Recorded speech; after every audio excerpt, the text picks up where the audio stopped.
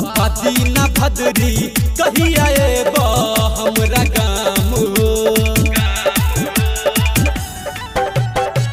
बाबा दीना भद्री कहिया एबा हमरा गाम हो। दिन रात रोटै छिया बाबा तोहर नाम हो। बाबा दीना भद्री कहिया एबा हमरा गाम हो।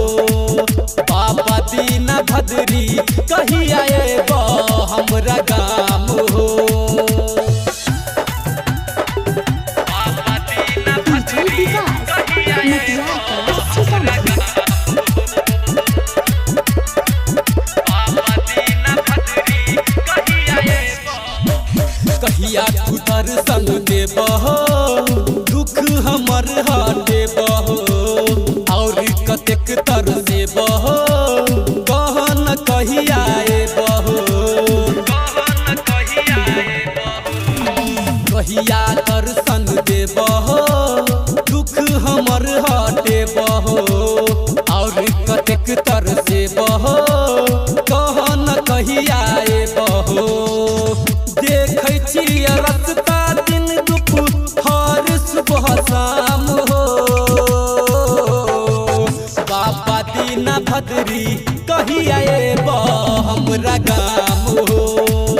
बाबा दीना भद्री कहिया एबा हमरा गाम हो। बाबा दीना भद्री कहिया एबा हमरा गाम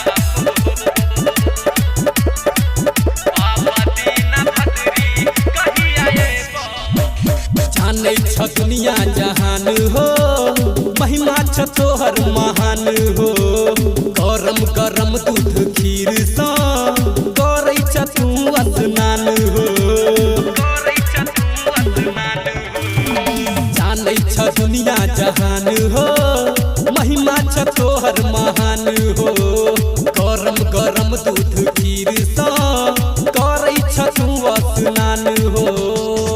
कुमार देहाती करै छ तोहर गुणगान हो।